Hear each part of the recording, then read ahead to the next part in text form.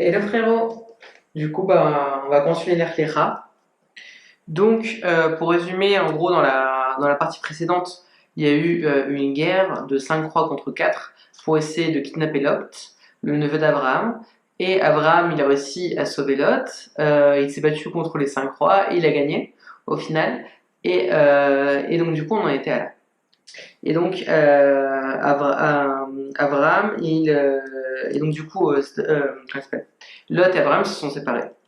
Et Dieu, il va rassurer Abraham. Pourquoi? Parce qu'Abraham, il a eu peur. Parce qu'il y a un concept comme ça que nos sages nous enseignent, c'est quoi? C'est que dans le monde, le... les miracles, ils dépendent des mérites des gens. Ça veut dire quoi? Ça veut dire qu'en fait, il y a un système de mérite. Et ce système de mérite, il fonctionne comme une forme de monnaie. Ok? Ça veut dire que tu peux accéder à des choses par rapport aux mérites que tu as. Ça veut dire que, par exemple, une des raisons de pourquoi on n'utilise pas les noms divins, l'utilisation des anges, etc., c'est parce que ça nous demanderait trop de mérites. Et une fois que les mérites ils ont disparu, après, bah, le moyen pour avoir les mérites plus rapidement, c'est la souffrance. Comme on n'est pas à un niveau tel de pouvoir demander à des choses des anges, et ben c'est pour ça que par exemple on peut pas être l'utilisation des anges et tout ça. Et donc du coup, ou alors c'est pour ça aussi que des fois, bah, c'est pour ça aussi que Dieu ne fait pas pour nous des miracles extraordinaires. Parce que sinon ça nous prendrait sur nos mérites et ça pourrait rendre des choses très graves. Mais du coup, Abraham il a eu peur parce qu'il a dit quoi? Moi tout seul avec mes élèves, ou alors d'après un avis, avec Eliezer seulement, on a réussi à vaincre 5 rois, c'est sûr que maintenant j'ai plus de mérite. Et maintenant on va nous faire souffrir et ça va être terrible. Et Dieu il a dit t'en fais pas, je vais te protéger. Et je serai un bouclier pour toi. Et je serai un bouclier pour toi. Ça fait référence entre autres aussi au fait que quand on fait la Hamida, et on fait la première bénédiction, enfin deuxième, bref, la bénédiction sur laquelle on doit avoir le plus de kavana dedans, le plus de concentration dedans, c'est la bénédiction Bao Rata Hashem Magen Avraham. Dans toutes les versions de la Hamida, parce qu'en fait il y a plusieurs versions, que ce soit Shabbat, que ce soit les Shabbat, que ce soit la semaine, que ce soit pendant les fêtes, etc., etc. Il y a plusieurs versions de l'Amida, mais le fait que Magen Abraham, il est dans toutes les versions. Et donc, du coup, bah, c'est une bénédiction qui a beaucoup de force, et ça vient justement de la paracha de l'Architra. Je trouve que c'était intéressant de mettre en avant. Et donc, du coup, Abraham, il se dit, bon, c'est vrai que Lot, il s'est trompé, mais d'un autre côté, c'est vrai que il s'est à moitié trompé. C'est vrai que pour l'instant, j'ai pas de descendance. Et donc, du coup, il a parlé à. Et donc, du coup, il était un peu embêté. Et Dieu, il a dit, t'en fais pas. Et Abraham, il a dit, ouais, mais je vais un peu m'en faire, mais au final, qui est-ce qui va aider moi? Eliezer. Eliezer, c'était son plus grand serviteur et aussi son élève, en fait. Et c'est quoi? C'est lui qui va hériter de moi? Et c'est quelqu'un d'extraordinaire, tout ça, mais t'avais promis que du coup, j'aurais une descendance et tout. Et Dieu lui dit, et Dieu lui dit, voici, je vais te donner une descendance qui va descendre vraiment de toi, pour de vrai. Et il a dit, va dans le ciel, sors de ta tente et regarde le ciel. Et là, il y a un sage qui dit comme quoi il y a un miracle qui s'est passé. C'est que quoi? C'est comment il est sorti d'un temple et qu'il a vu les étoiles du ciel. Le texte il est écrit comme ça. Et il est écrit regarde les étoiles du ciel. Et la façon d'écrire regarde les étoiles du ciel, c'est dans le sens de regarder de haut vers le bas. Donc comme si que Abraham était au-dessus des étoiles. C'est pour nous signifier plusieurs choses, mais une des choses, elle dit que c'était un miracle, il était carrément au-dessus de la stratosphère, quoi, pendant un petit moment, pour lui montrer un peu tout ça. Mais le sens caché aussi, enfin le sens allusif aussi, c'est simplement de dire que Dieu, il a créé les étoiles, et il a créé toutes les formes des sphères célestes, et toutes ces sphères célestes, elles ont une influence sur les actions que les hommes ils ont dans ce monde. Et il disait quand même que d'après les étoiles, d'après les règles de ce monde que j'ai créées, Abraham et Sarah, ils n'auront pas d'enfant.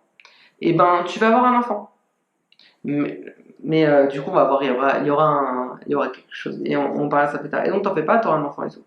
Et Abraham lui dit, bah, donne-moi une preuve que je vais en hériter. Et quand quand on parle de donne-moi une preuve, ça veut dire que la personne n'est pas directement avec Dieu et Dieu ne veut pas mentir. Mais ça veut dire demande à Dieu, montre-moi un signe qui atteste de ce que tu dis et qui va me donner un rappel ou un symbole sur la profondeur de ce que tu vas faire, quoi. Et comme du coup, enfin, il y a plusieurs miracles qui sont passés comme ça, où c'est des signes qui sont demandés, encore une fois, et qui sont pleins d'enseignements, etc. Et donc, du coup, Abraham demande, donne-moi un signe. Et Dieu, il a dit, ok, prends 3 génisses, 3 chèvres, 3 béliers, une tourterelle et une colombe, et prépare le couplet en deux. Ouais. Et, bon, et à la fin de la journée, je te ferai un signe. Ok. Et qu'est-ce qui s'est passé? Entre-temps, une fois qu'il les a coupés, Abraham, il a une grosse angoisse. Pourquoi? Parce que Dieu, il allait lui révéler quelque chose de grave qui allait se passer. C'est quoi? C'est que, et c'est en rapport avec les signes qui sont là, je vais aller dans l'ordre et je vais expliquer après quel rapport entre le fait de découper les animaux.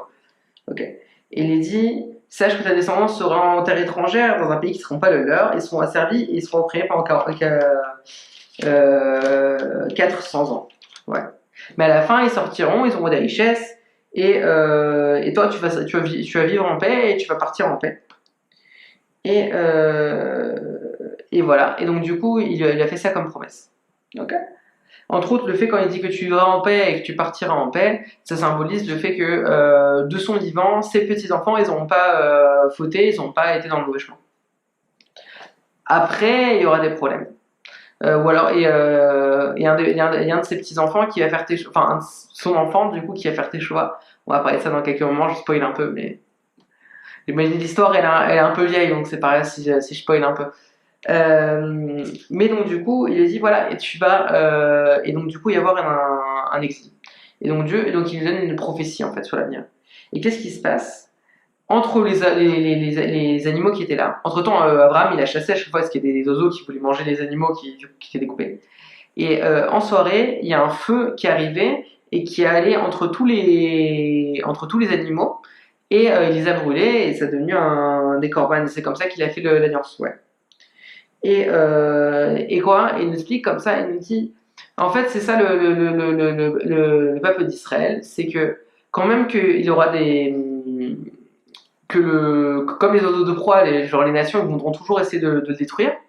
Au final, eh ben, rien va empêcher qu'au final, je ferai une alliance avec toi et qu'au final, ce sera moi qui prévaudrai, quoi. Ce sera Hachem qui aurait raison de la situation.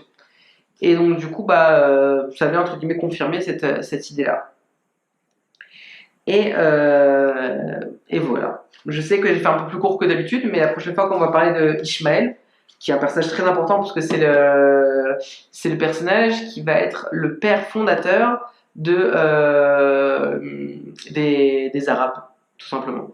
Je dis pas musulmans parce que musulmans c'est Mahomet, mais des Arabes, ça va être Ishmaël. Et on va voir c'est qui Ishmaël, c'est quoi Ishmaël, pourquoi il s'appelle ainsi, qu'est-ce que la Torah pense de ce personnage. Et voilà, tout plein de choses pour la prochaine fois. Allez, que des bonnes choses, frérot.